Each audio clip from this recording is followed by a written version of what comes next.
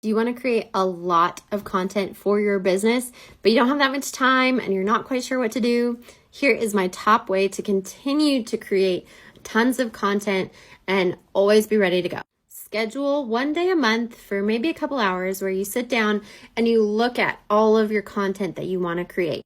I like to list out all of the content I'm going to create in a Google Doc so that I can see exactly what I need to do. Then I write down exactly what I want for each day. The type of video, what I'm going to say even, and the descriptions, or what type of post I'm going to create as well. Then I schedule one day a week where I film as much as possible.